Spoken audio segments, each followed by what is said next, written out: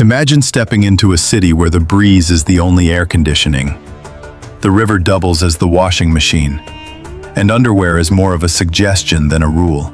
Welcome to the most breathable history lesson ever. Today, we are ranking and explaining a very human habit with a lot of variety. Why did so many people through time go without underwear? And when did the world decide to put something in between? This is Dirt on History, and we are going commando through time. Before we start the countdown, a little context sets the stage. For most of history, the layer that touched your skin had one job: stay washable. Linen, hemp, and other quick-dry fibers took the sweat and the scrubbing, while heavy or costly layers stayed cleaner by design.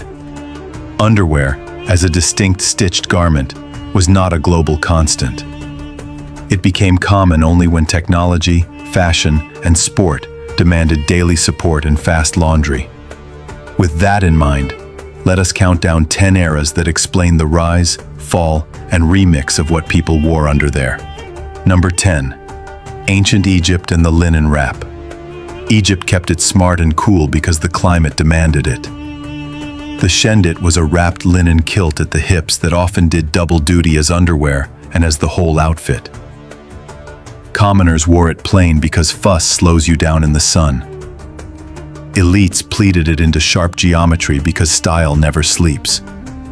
River life made washing routine and efficient. Beat linen at the Nile, dry it in the sun, and you are done. The logic was simple and brilliant. Clean the layer that gets sweaty and save the fancy textiles from the harsh boil. If the sun makes you strip down, philosophy can finish the job.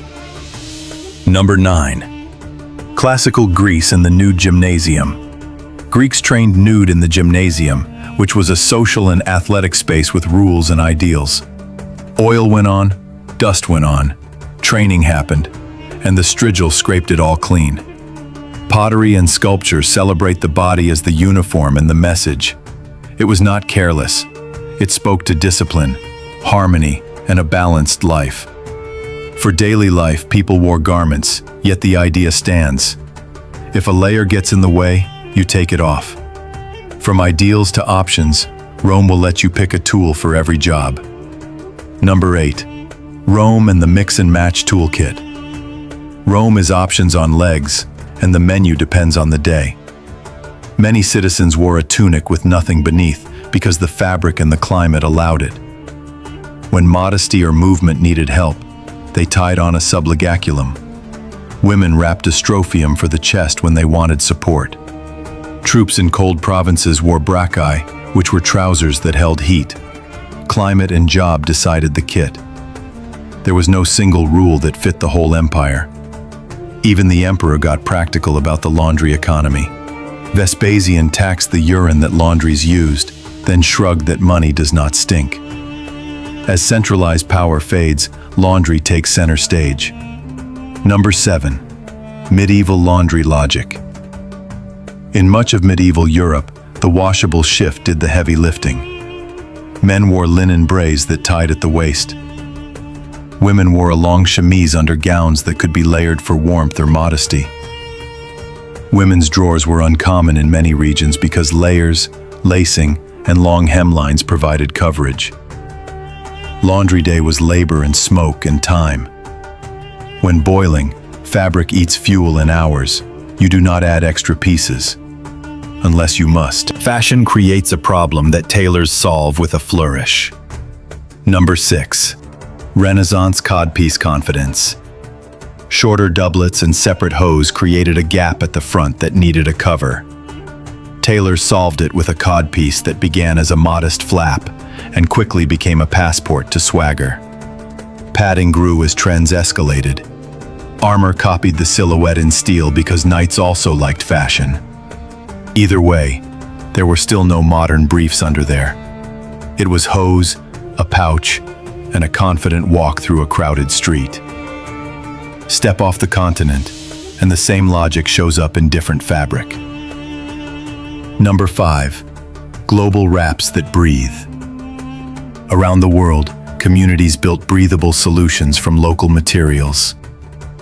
Japan used the Fundoshi well into the 20th century and still at festivals today, because simple cotton wraps wash and dry fast. South Asian wrestlers trained in a langot that keeps everything secure during grappling.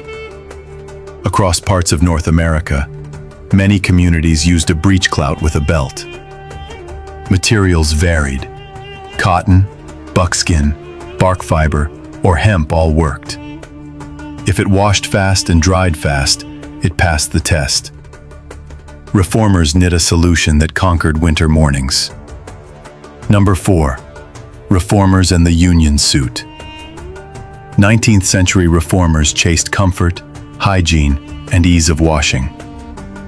The knit one-piece union suit appeared in women's catalogs and soon crossed to men because it was that practical. Button front, drop seat, one item to put on in the cold. Farmers, miners, and railroad workers wore them because the design made sense in a world of stoves and wash tubs. Mass production moved underwear from tailor benches to store shelves and turned choice into a habit. Sports shake everything up, and the sales pitch writes itself. Number 3. Sports, elastic, and the brief. Support went mainstream with sport because movement punishes bad design. In 1874, a jockstrap cushioned bicycle messengers who rattled over cobblestones all day. Elastic and clever ads sold more than fabric. They sold identity. Pick a waistband and you announce your tribe. Meanwhile, a quiet revolution reshapes half the wardrobe. Number 2. From corset to bra. Women traded whalebone for lighter support as fashion shifted and as daily life demanded more movement.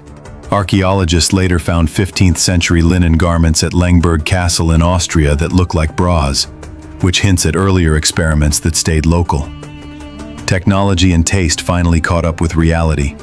Now machinery enters the chat and changes everything. Number 1. Laundry power and modern choice. The real game changer was power and plumbing, not just fabric shape. Indoor water, better soaps, wringers, and then electric washers made frequent changes easy. People choose what works for their body and their schedule. Commando for airflow on a hot day.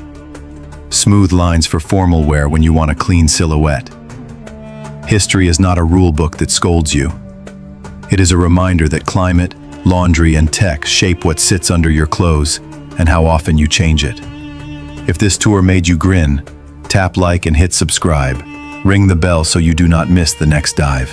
In the comments, tell me which century to raid next and which outfit you dare to defend.